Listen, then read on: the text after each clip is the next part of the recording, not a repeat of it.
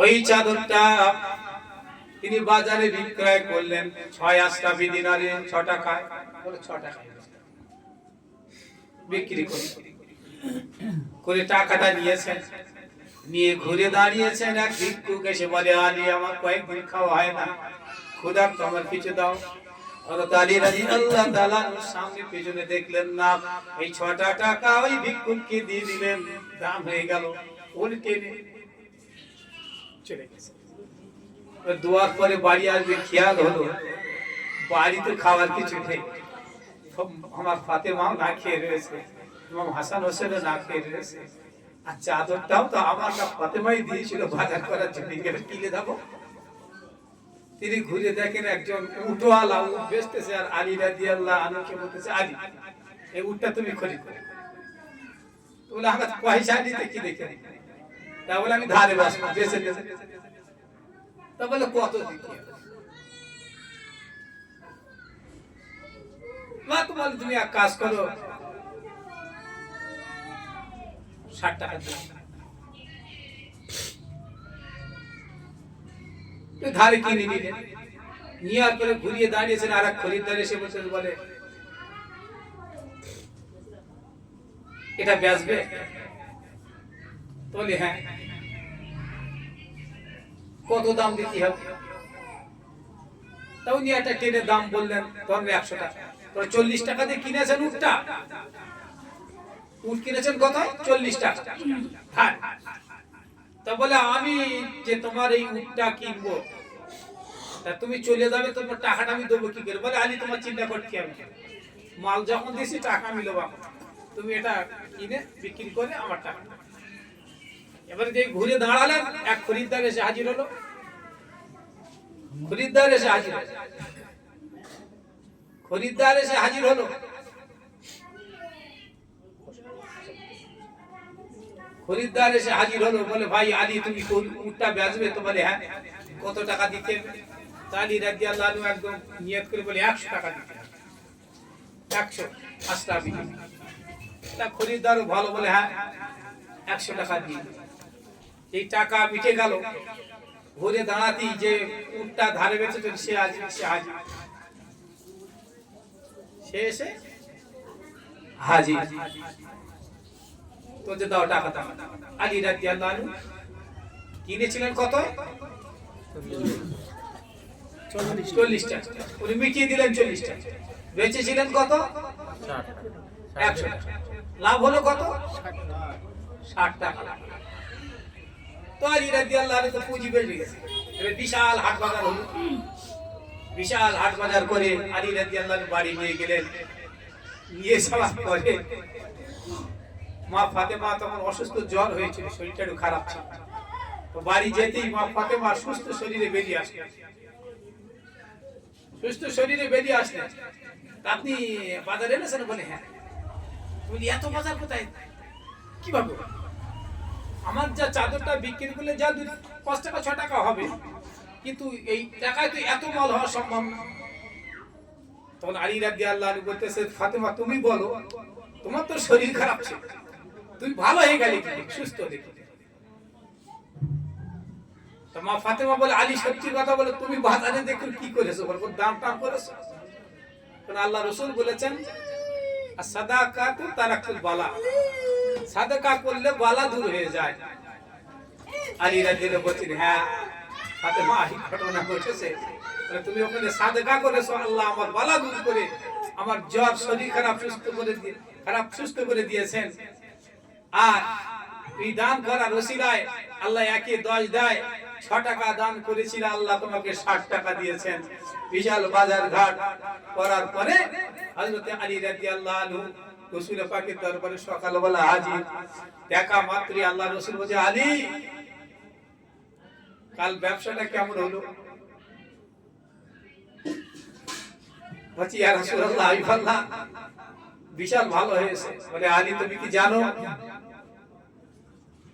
তুমি যে চাদরটা নিয়ে গিয়েছিলে, চাদরটা কার?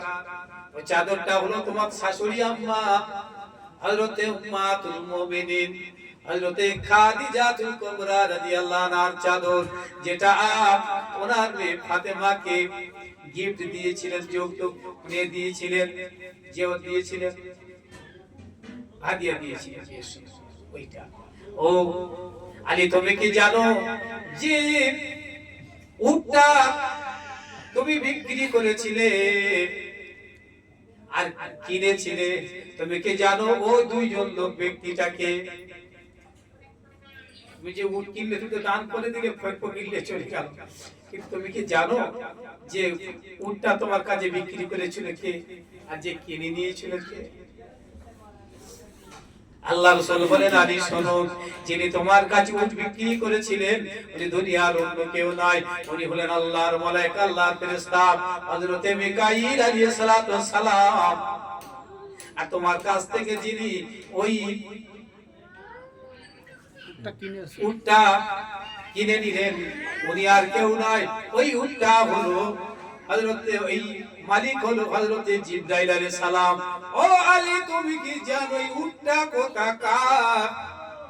ওই উটটা হলো জান্নাতের মা ফাতেমা রাদিয়াল্লাহু তাআলা আনহার, আল্লাহর জান্নাতের, ওটা আল্লাহর জান্নাত, যে উঠে করে মা ফাতেমা সালামুন আলাইহা তিনি জান্নাতে যাবেন, সেই উটটাই আল্লাহ তোমার এই দানের কারণে আল্লাহ জান্নাত থেকে ওই উট পাঠিয়ে দিয়ে ফেরেশতা জিবরিল মিকাঈল আলাইহিস সালামকে দিয়ে ব্যবসা করিয়ে আল্লাহ রাসূল সালামের কথাকে সাবিত করেছেন, তার হুকুমকে সাবিত করেছেন। এক দান করলে আল্লাহ 10 দেয়, এবং আল্লাহর কোরআন সাবিত করেছেন এক দান করলে 10 দেয়। দানে মাল কমে না, দানে মাল বাড়ে। কথা বুঝে গেছে? এই দান, বেশি বেশি দান করবেন। আল্লাহ রাসূল বলেছেন দান এমন একটা আমল যে দানের কারণে মানুষের বিপদ আপদ দূর হয়ে যায়।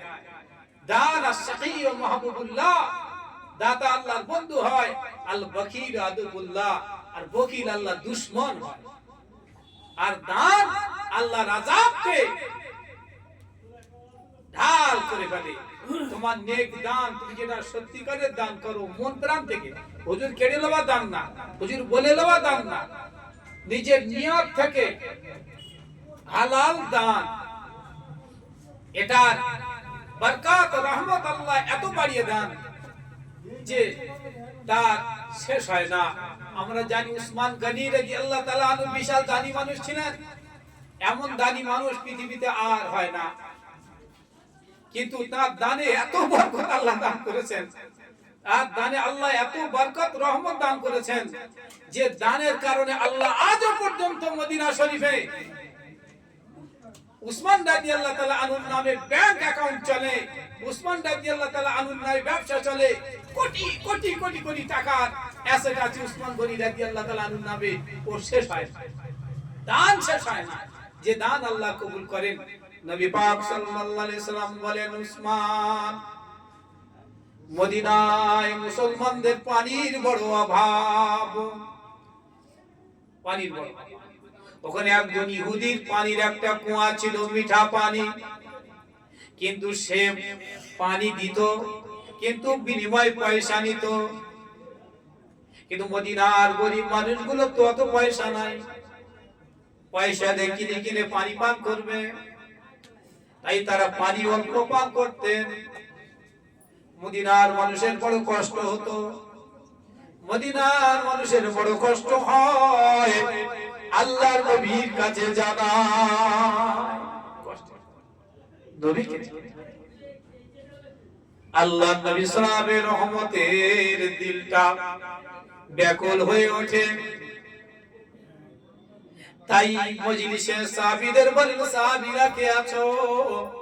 মদিনার মানুষের পানির বড় অভাব। ওই পানি বলতে ইহুদির একটা মিঠা পানির কুয়া। কে আছো? ওই পানির কুয়াটা কিনে নেবে এবং মুসলমানদের জন্য ওয়াকফ করে দেবে, দান করে দেবে, আল্লাহ তাকে দুনিয়া দেবে, আখিরাত দেবে। সেই সময় গনি হযরত উসমান রাদিয়াল্লাহু তাআলা আনহু, তিনি আল্লাহ তাআলা তাকে বড় অর্থ দান করেছিলেন, সম্পদ দান করেছিলেন, ধনী বানিয়েছিলেন, গনি বানিয়েছিলেন। তিনি দাঁড়িয়ে বললেন, লাব্বাইক ইয়া রাসূলুল্লাহ, আনা উসমান বিন আফফান। ইয়া রাসূলুল্লাহ, আমি উসমান বিন আফফান। আল্লাহ আমাকে আওকাত দিয়েছেন, আল্লাহ তাআলা আমাকে ক্ষমতা দিয়েছেন। আমি ইহুদির কাছ থেকে যত টাকাই মূল্য সে চাক না কেন, আমি তত টাকার মূল্য দিয়ে আমি ওই কুয়াটা কিনে নিয়ে মুসলমানদের জন্য ওয়াকফ করে দেব। উসমান গনি রাদিয়াল্লাহু তাআলা আনহু সেই ইহুদির কাছে গেলেন সওদা করতে। ইহুদি বলে, আমি বেচবো না, এ তো আমার লাভ, যত পানি বেচি আমার পানি তো কমে, আর একটা শহরের মানুষ পানি নেয়, অর্থাৎ আমার শুধু লাভ আর লাভ, আমি বেচবো। ওসমান গনি বলেন, ওরে ইহুদি ভাই, তোকে বেচতে আমি কত টাকা নিবি বল, কি চাই তোর বল। যেমন রাস্তার ধারে কার যদি এক কাটা জায়গা, 5 কাটা জায়গা থাকে, এখন কোন ধনী লোক যদি একবার লোয়ার চিন্তা ভাবনা করে, আরে যতই বেচবো না বলুন, সে জানে ধরো রাস্তার ধারে 10 লাখ টাকা কাটে, সে বেচবে। এখন মালিক বলতেছে তুমি কত টাকা নেবে, তখন স্বাভাবিকভাবে এমন একটা দাম বলে, ও জানো আর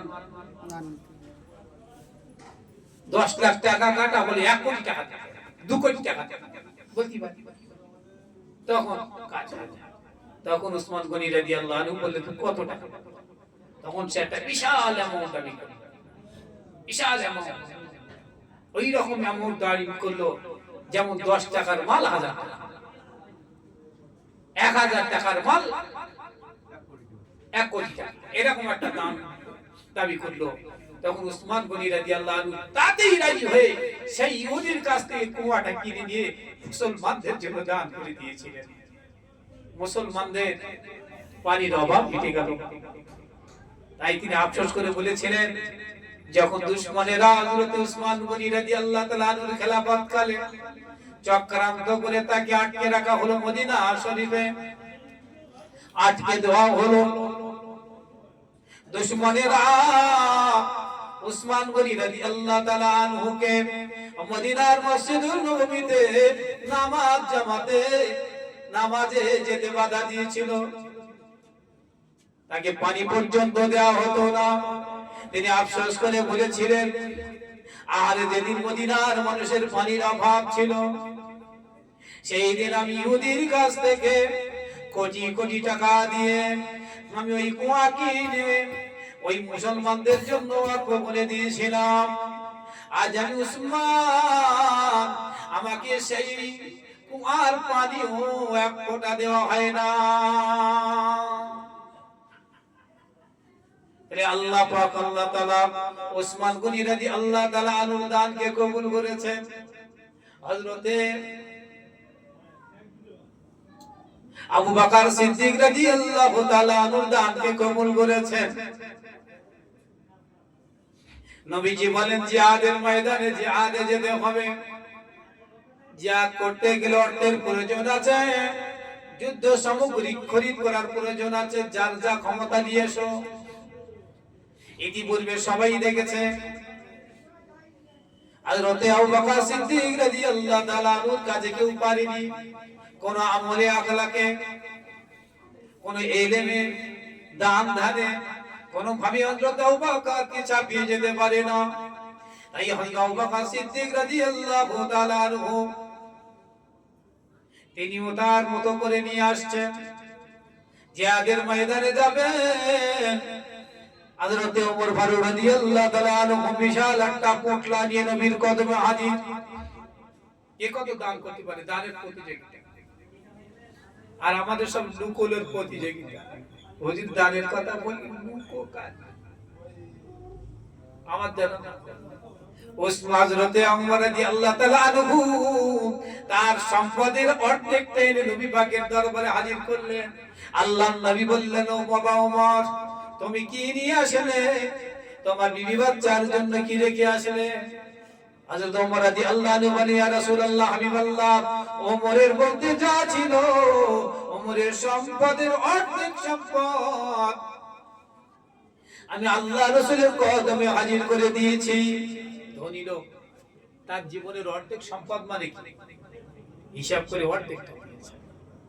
তারপর উসমান গনি রাদিয়াল্লাহু তাআলা আনহু আসলেন, তিনি একটা বিশাল দানের বোঝা নিয়ে হাজির করলেন।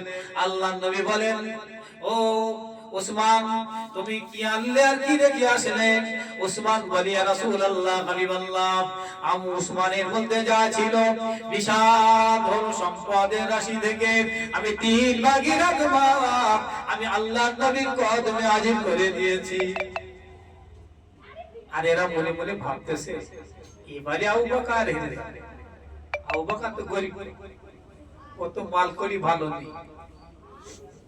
আর জীবনের কারো যদি 10 কোটি টাকার সম্পদ থেকে 5 কোটি টাকা দেয়, বিশাল একটা সম্পদ। কারো যদি 100 কোটি টাকার মাল থাকে, সে যে 30-35 কোটি টাকার মাল দেয়, বিশাল সম্পদ। তারা দেখতে আজকের আবু বকরকে হারিয়ে দেয়, আজকের আবু বকর পারবে। দেখা যাক আবু বকর কি আনে।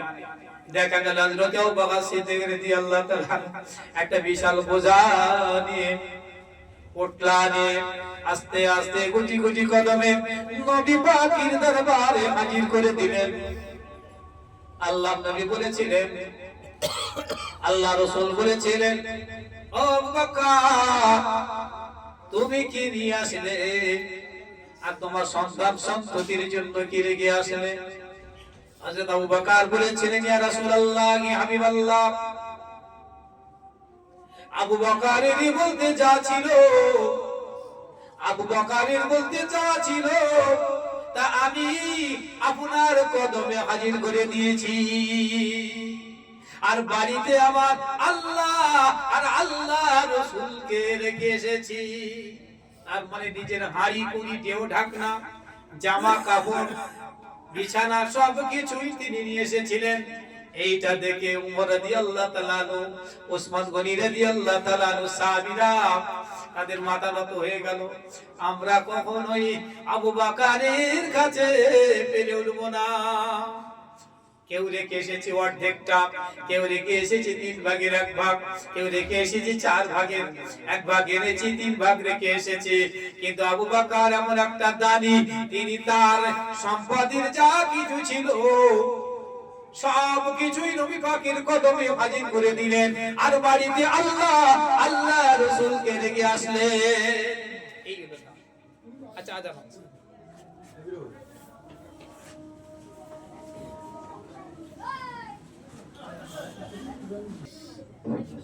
হ্যাঁ, তাহলে এতিম বলে গেল, যার বাপ মরে গেছে সে বাপ মরে গেছে এতিম না, বাপ সে সম্পদের মালিক হয়ে গেছে, সম্পদের মালিক, সম্পদের মালিক না, নাবালক অবস্থায় এতিম, নাবালকের কিন্তু লাভ আছে। কিন্তু তার অভাব নেই, সে ওই এতিমের মধ্যে পড়ে। এতিমের ক্যাটাগরি আছে, মিসকিন বুঝে গেছে, যাদের সত্যিকারে কিছু সামনেও কিছু নেই, পিছনে কিছু নেই, থাকার ভালো জায়গা নেই, খাওয়া খুব অসহায়।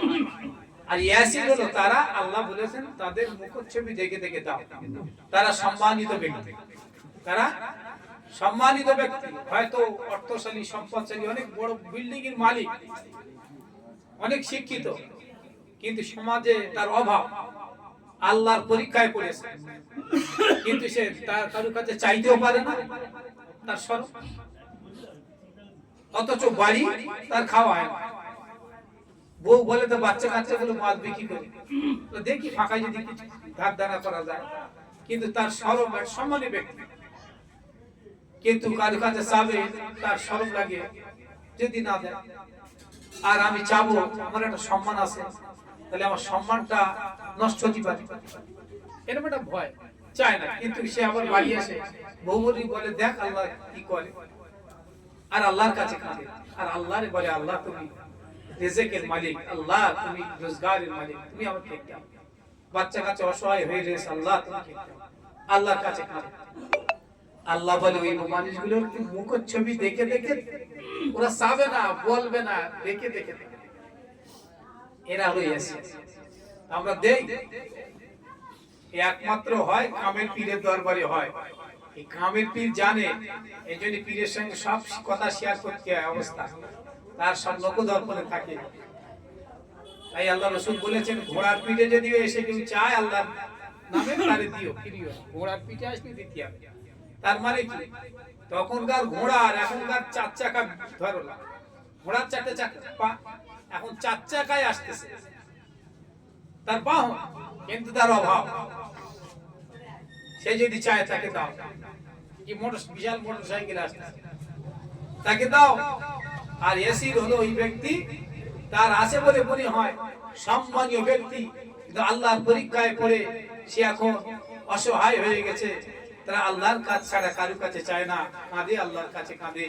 আল্লাহ বলে ওদের মুখের ছবিগুলো দেখে দেখে দাও। তাই বাইতুল ফান্ডের প্রয়োজন আছে, তাই একটা দরবারে একটা ফান্ডের প্রয়োজন আছে, পয়সার প্রয়োজন আছে। তাই সেখানে জাকাতের টাকা, সেখানে ওই দানের টাকা এক জায়গায় রাখার দরকার। না জানি দলে 100 লোক কি 500 লোক 1000 লোক আছে, তার মধ্যে কোনো অসুবিধা হয়নি, গোপনে দেওয়া যায়, তার বলে দেওয়া যাবে না, তার সম্মানের ব্যাপার আছে। কেউ অসহায় হয়ে পড়েছে, খাওয়া হয় না, অনেক হয় দেখেছেন।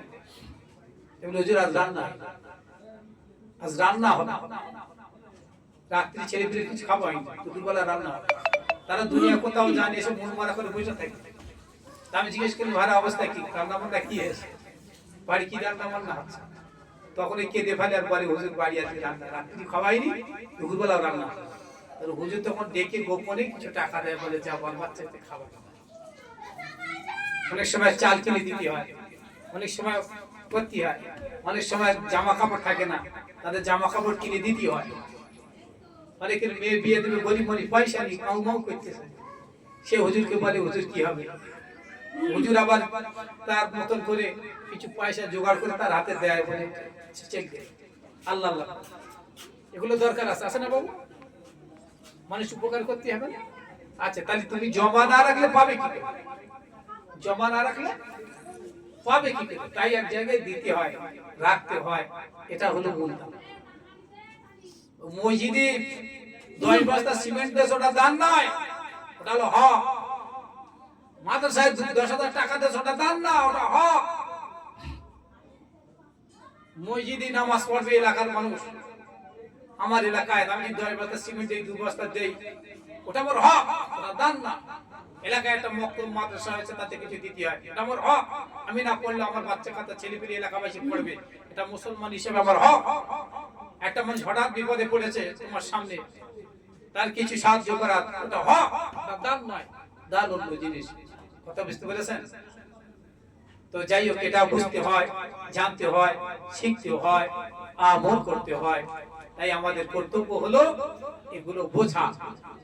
আজকের লাইলাতুল বারাত অর্থাৎ শবে বারাত, আজকের শবে বারাত সম্পর্কে গোটা পৃথিবীর মুসলমানদের একটা ধ্যান জ্ঞান চিন্তাধারা কাজ করে। বিশেষ করে বাংলার মুসলমানদের মধ্যে একটা উদ্দীপনা, মুসলমানদের মধ্যে একটা ভাবাবেগ কাজ করে। এটা ভালো, এটা ভালো। এর মধ্যে কিছু মানুষ আছে তার বিরোধিতা করে, এরা হলো সব কালো। আল্লাহ রাসূল বলেছে, ইন্নাল লাইলাতুল বারাতা মিন নিসফিস শাবান। এই শবে বারাত হলো, লাইলাতুল বারাত হলো শাবান মাসের 14 দিবাগত রাত, অর্থাৎ নিসফুস শাবান, শাবান মাসের অর্ধেক। এই রাতটা হলো পবিত্র রাত। এই মাসটা হলো ইবাদতের মাস, এই মাস হলো দান করার মাস, এই মাস হলো কোরআন তেলাওয়াত করার মাস, এই মাস হলো আল্লাহ রাজি খুশি করার মাস। তাই যে যত পারেন আল্লাহর রাজি খুশি কিভাবে করা যায় চেষ্টা করেন। জিকির, ফিকির, মুরাকাবা, নামাজ, রোজা, দান, সাদকা, কোরআন তেলাওয়াত, কবর জিয়ারত, নেক আমলের সাথে নেক অনুষ্ঠান, মানুষকে খেতে দেওয়া, মানুষের সাহায্য করা, এগুলো ভালো কাজ। এই দিনে আল্লাহ বহু মানুষকে মাফ করে দেবেন, ক্ষমা করে দেবেন। শুধু শিরককারীকে আল্লাহ ক্ষমা করেন না তওবা না করলে, মদ পাইকে মাফ করেন না তওবা না করলে, আত্মীয়তা বিচ্ছেদকারী দোয়া কবুল হয় না, জেনাকারী দোয়া কবুল হয় না যদি না তওবা করে। এটা একটা পবিত্র রাত। এই রাতে হাদিসে আছে আল্লাহ পাক এই দিনকে রহমতের দরজা খুলে দেয়। বান্দা চাও, কার কি চাওয়ার আছে আমি আল্লাহ দেব। কার রুজির অভাব আছে আমি আল্লাহ আমার কাছে চাও, আমি তোমার রুজি বাড়িয়ে দেব। কার অসুস্থতা আছে আমি আল্লাহ আমার কাছে চাও, আমি আল্লাহ সুস্থতা দান করে দেব। আল্লাহ বলে কার কি অভাব অভিযোগ আছে আমি আল্লাহ আমার কাছে চাও, আমি তোমার অভাব অভিযোগ মিটিয়ে দেব। বান্দা তোমার কি চাওয়ার আছে আমি আল্লাহ আমার কাছে চাও। এই সেই হই উদ্যোগল করার কাজ না, তাই নীরবে নিভৃতে আল্লাহর কাছে চাও, গোপনে চাও। আল্লাহ গোপনকে ভালোবাসে। এই আমাদের কর্তব্য হলো আল্লাহর ইবাদত বন্দেগী, দান সাদাকাত, কোরআন তেলাওয়াত, দরুদ নবীর প্রতি দরুদ ও সালাম পেশ করা, এটা আমাদের কর্তব্য। যাদের বাপ মা চলে গেছে দুনিয়া থেকে, দাদা দাদি ইন্তেকাল করেছেন, তাদের আত্মার শান্তির জন্য নেক আমল করা, দান সাদকা করা প্রয়োজন। কিতাবে আছে এই রজনীতে আল্লাহ পাক সমস্ত রূহগুলোকে আল্লাহর অনুমতি তে ছেড়ে দেওয়া হয়। তারা তাদের আত্মীয়-স্বজনের কাছে যায়, তাদের আপনজনের কাছে যায়। যে রুহানি হালাতে তারা বলে, হে আমার আপনজনেরা, হে আমার সন্তানেরা, তোমরা এই বিল্ডিং বালাখানাটা এখন তোমাদের নিজের বলে মনে করো। একদিন আমিও এটা মনে করতাম, কিন্তু মৃত্যুর করাল ছায়া আমার উপরে আসার পরে আমি কবরের বাসিন্দা হয়ে গেছে। আর আজকে আমি অসহায়, আমি নামাজ পড়তে পারি না, রোজা করতে পারি না, হজ করতে পারি না, যাকাত দিতে পারি না, দান করতে পারি না। আমার সমস্ত আমল বন্ধ হয়ে গেছে, ইচ্ছা থাকলেও করতে পারবে না। একটা মৃত্যুবরণ করতে পারবে যারা মরে গেছে? পারবে না।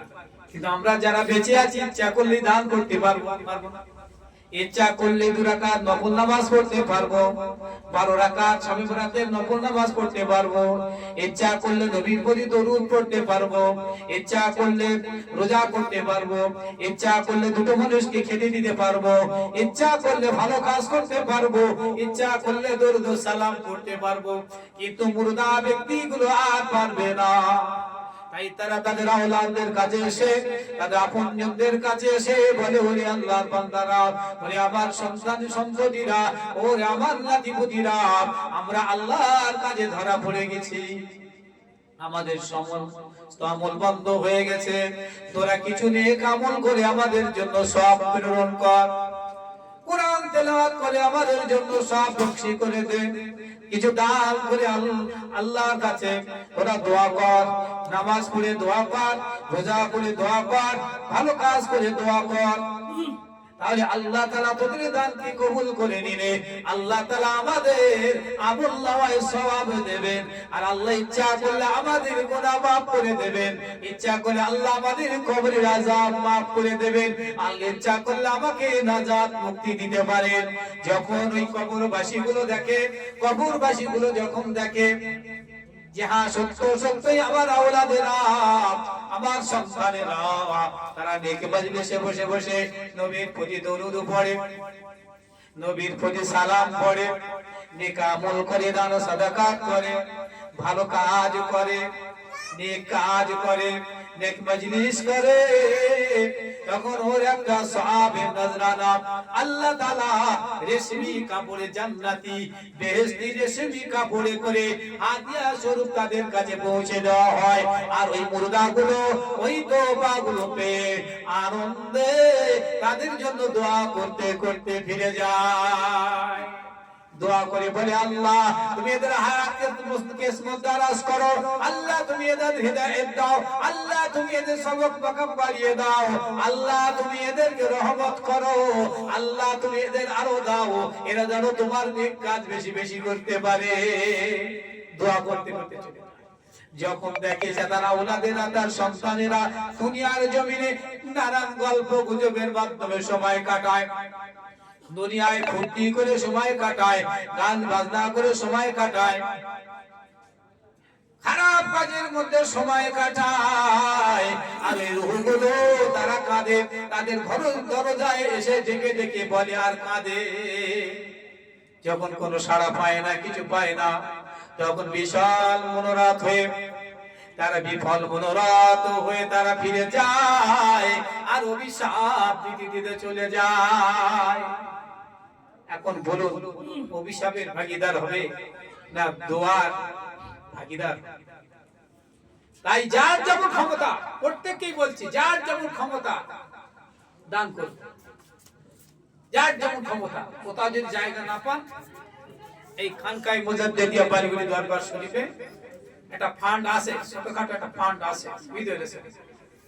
এই অনুষ্ঠানে একটা খরচ হয়, আপনারা শরীক হতে পারবেন। যার যেমন ক্ষমতা দাতা হবেন, বকিল হবেন। আর ইবাদত বন্দেগী এই রাতে করতে হবে, যে যত বেশি করা যায়। সবচেয়ে বড় ভালো কাজ হলো তওবা। যারা তওবা করেনি তাদের জন্য বড় কাজ হলো তওবা করে ঈমান এনে নেক আমল করা, তাহলে আল্লাহ তাআলা বরকত দিবেন। আল্লাহ কোরআন শরীফে বলেছেন, ইল্লা মান তাবা ওয়া আমানা ওয়া আমিলা আমালান সালিহাত উলাইকা ইউবাদদিলুল্লাহু সাইয়্যাতিহিম হাসানাত। আল্লাহ বলে যারা তওবা করে, ঈমান আনে এবং নেক কাজ করে, আল্লাহ তাআলা তাদের গুনাহগুলোকে নেকিতে বদল করে দেয়। এই তওবা করো এবং মুর্দা দিন আল্লাহ আল্লাহ জিকির করো। বুঝে আসছে? তাই যে যেমন সামর্থ্য চেষ্টা করবেন, নেক আমল করবেন, আল্লাহ রহমত করবে। যার যেমন ক্ষমতা দান করবেন, আল্লাহ কামিয়াব করবেন। আমরা একটু কবর জিয়ারতে যাব আজকে। ওই ঘোড়া পাতা আছে না তো, সবাই চেনেন ঘোড়া পাতা। ওখানে আমার বাপ মার কবর আছে, দাদির কবর আছে, অনেক কবর আছে, গ্রামবাসীর কবর আছে। একটু যাব। যারা আমার সাথে যেতে চান দোয়ায় শরীক হতে পারেন। তবে আমাদের সিস্টেম আলাদা, গিয়ে হই করার ব্যাপার না।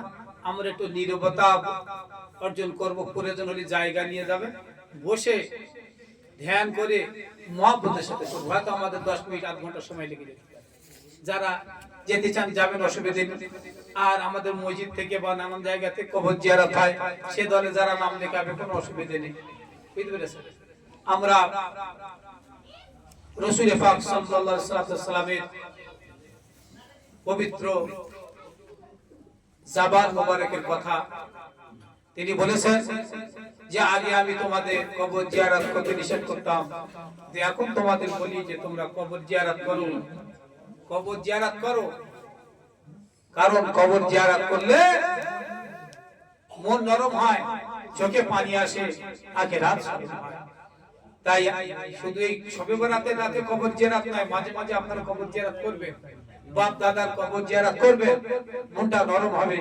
আর একটা ভালো কথা হলো এটাই যে আমাদের আল্লাহ অন্তরে একটা চোখ দিয়েছেন, চোখ তিনে নত্র, যেটা বলে তিনে নিত্য। ওই চোখটা খুলতে হবে। চোখটা খুলতে গেলে সাধনা করতে হবে, কষ্ট হবে, মেহনত হবে, মুরাকাবা মুশাহাদা মুজাহাদা করতে হবে। বুঝতে পেরেছেন? ফলে চেষ্টা করা। যদি যারা এটা পেরেছেন তারা ধন্য হয়েছে। কবরে যে আল্লাহ যদি দেখায়, কবরের ওই কবরের বাসিন্দাদের হাল সে দেখতে পাবে, এবং কবরের মানুষদের সাথে দেখাও হতে পারে। আল্লাহ দেখা দেয় না কি? কবরে ধারে না গেলে হয়তো পীর মুর্শিদ উস্তাদ বাপ মা দাদ নানার জন্য দোয়া করবেন। আসুন আমরা একবার আখির নবীর প্রতি কয়েকবার দরুদ সালাম পড়ি। ইয়া নবী সালামুন আলাইকা, ইয়া রাসূল সালামুন আলাইকা, ইয়া হাবিবি সালামুন আলাইকা, সালাওয়াতুল্লাহ আলাইকা। ওদিন মরু ভাস্করে আরবে মক্কা নগরে আবদুল্লাহর জীর্ণ কঠিন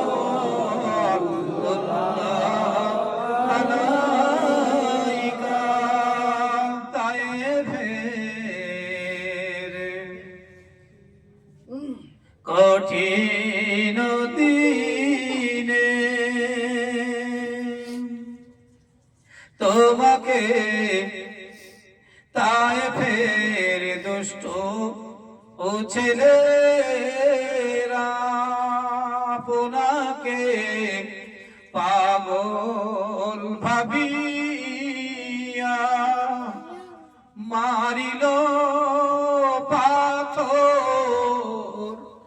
ছড়িয়া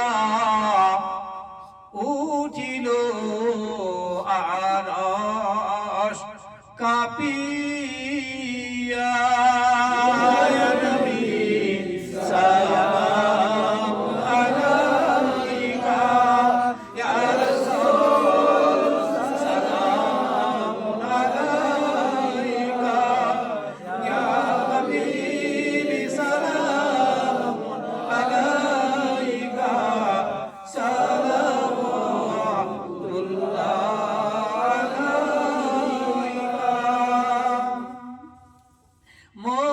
মদিনার অলি ই গলিতে মনে চায় শুধুই ঘুরিতে দেখা দাও পর্দা উঠাইয়া দেখিব নয়ন ভরিয়া ইয়া নবী সালাম আলাইকা ইয়া রাসূল সালাম আলাইকা ইয়া হাবিবি সালাম আলাইকা সালামুল্লাহ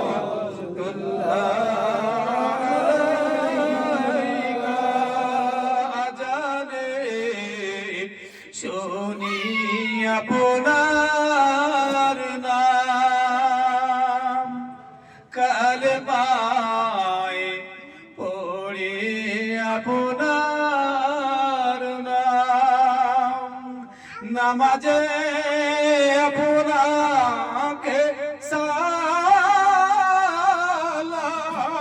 আপনি যে দূরে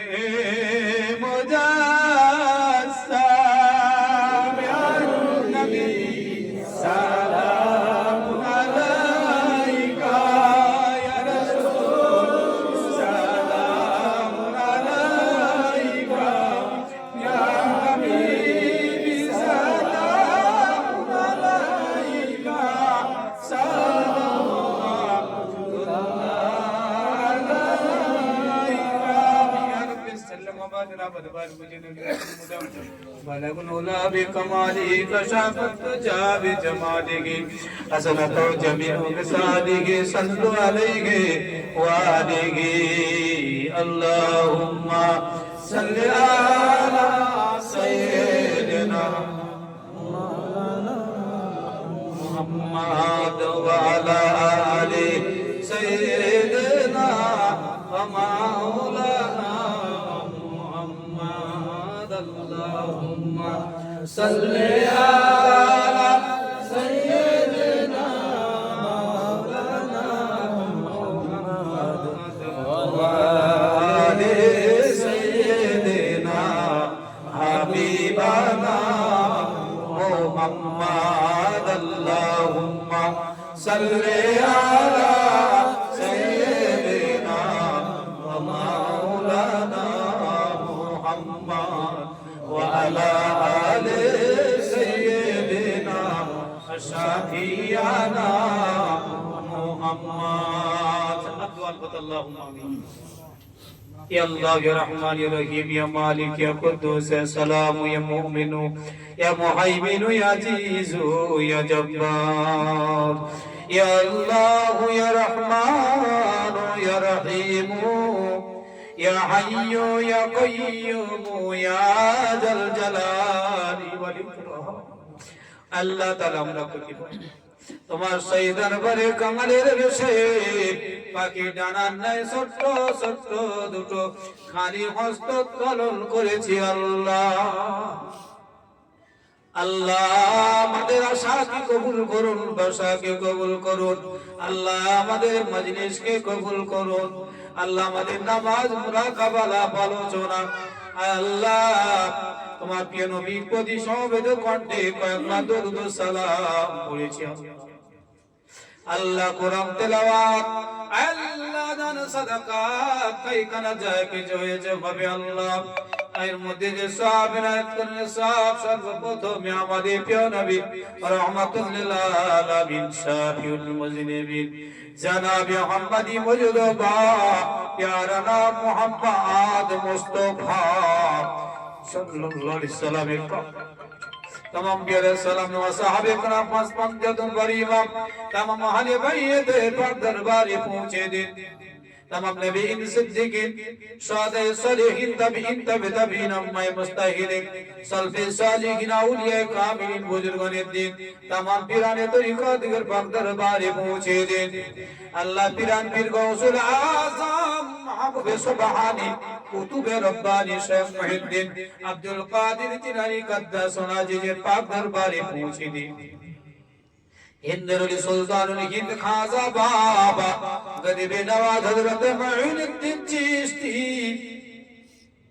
अजमीरी रहमतुल्लाह अलैहि पाक दरबारे पहुंचे दिन इमाम तरीका बहुद्दीन नक्शबंद बुखारी खाजा बाकी बिल्ला बेरंगे कय्यम ज़बानी इमाम रब्बानी मुजाद्दिद अल-बिसानी अहमद फारूक श्री हिंदी खाजा मोहम्मद मासूम रहमतुल्लाह अलैहि कदरिया चिश्ती मुजाद्दिदिया चातरी कर जदुनी अल्लाह कास को जे करे गुजरे गेছেন সকলে পাক দরবারে পৌঁছে দে আয় আল্লাহ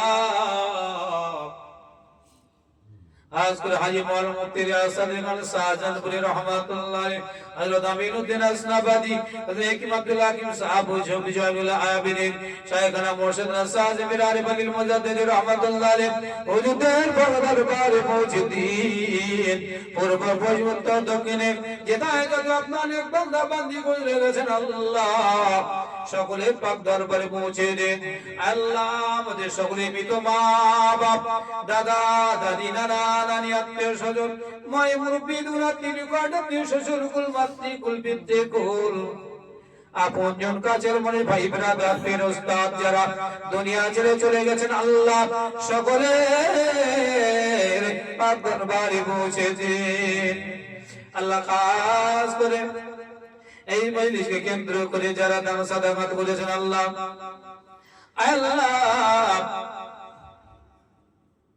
আলীজানের আব্বাজান দুনিয়া থেকে চলে গেছেন দাদা দাদি চলে গেছেন তার দোয়ার জন্য আল্লাহ তার দোয়ার জন্য আবেদন করেছেন আমার সিরাজুল লস্কর ভাইজান আল্লাহ তাআলা তার শান্তির জন্য আল্লাহ আবেদন করেছেন আল্লাহ আল্লাহ এই সারা যারা তার আব্বা আম্মা দাদা দাদি আত্মীয় স্বজন মুরব্বি যারা কবরবাসী হয়ে গেছেন দোয়া দরখাস্ত করেছেন আল্লাহ বাপ মা মারা যায় সন্তান সম্পত্তির উপরে হক থেকে যায় আল্লাহ তাই তার সন্তানেরা এই পবিত্র লাইলাতুল বারাতের রাতে আল্লাহ তোমার দরবারে দোয়া চাই আল্লাহ তাদের আব্বা জান আম্মা জান দাদা জান দাদি জান নানা জান নানি জান আল্লাহ তাদের কবরে সওয়াব পৌঁছে দিন আল্লাহ তাদের কবর আযাব গজব maaf করে দিন আল্লাহ তাদের কবরকে ভাগে জান্নাত বানিয়ে দিন আল্লাহ আমরা যারা হাজির আছি আল্লাহ আমাদের সকলের বাপ মা দাদা দাদি নানা নানি আত্মীয় স্বজন মায়ের মুরব্বি দুরাত্মীয় নিকট আত্মীয় শ্বশুর কুল মাতৃকুল পিতৃকুল কাছের মানুষ ভাই ব্রাদার বন্ধু বান্ধব যারা কবরবাসী হয়ে গেছেন আল্লাহ সকলের পাক দরবারে আল্লাহ জানি না তারা কবরে কেমন হালাতে আছে দুনিয়ার কোন কর্মের কারণে যদি কোন আযাব গজবে গ্রেফতার হয়ে যায় তাদের বিগত জীবনের গুনাহ কথা maaf করে দিন কোন আযাবকে maaf করে দিন আল্লাহ তাদের কবরকে দূরে করে দিন আল্লাহ যারা বিপদগ্রস্ত বিপদ দূর করে দিন আল্লাহ যারা অসুস্থ সুস্থতা দান করুন আল্লাহ যাদের রিজিকের কমি আছে রিজিক বাড়িয়ে দিন আয় আল্লাহ যারা বিপদে আছে বিপদ দূর করে দিন আসমানি বলা আসমানে তুলে নিন জমিনের বলা জমিনে দাফন করে দিন শয়তানি ওয়াসওয়াস থেকে হেফাজত করুন আয় আল্লাহ যারা পড়াশোনা করে পড়াশোনায় বরকত দিন তাদের মেধা শক্তি জেহেন শক্তিকে বাড়িয়ে দিন আয় আল্লাহ যারা তরিকায় কাজ করে আল্লাহ তরিকায় আল্লাহ তাদের সবক মাকামকে সহজ করে দিন, নূরে ভরে দিন, নূর দান সবক মাকাম হিদায়াত নিয়ামত বর্ষণ করুন আল্লাহ। সরন্তর চক্ষু মিলিত করে দিন সকলের কলবে ইমানি নূরে আলোকিত করে দিন আল্লাহ।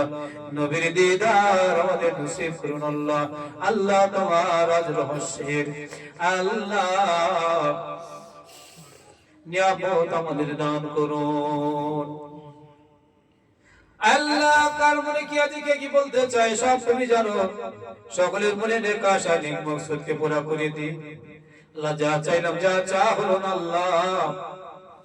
আল্লাহ এই মজলিসে যারা রয়েছেন আল্লাহ তোমার বহু ওলি বান্দা রয়েছেন আল্লাহ। আল্লাহ রিজালুল গায়েব অদৃশ্য জগতের বান্দা যারা রয়েছে, আমার জিন ভাইরা রয়েছেন আল্লাহ। আল্লাহ সকলের দোয়াকে কবুল করুন, সকলের নিয়ত মাকসুদকে কবুল করুন, সকলের দোয়ার সাথে আমাদের দোয়াকে কবুল করুন।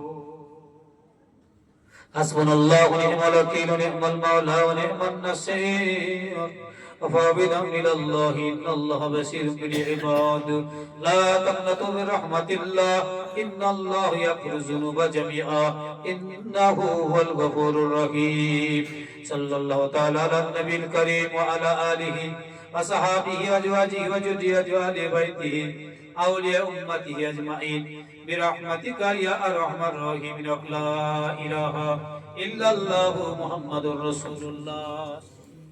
আসসালামু আলাইকুম। নামাজ হবে।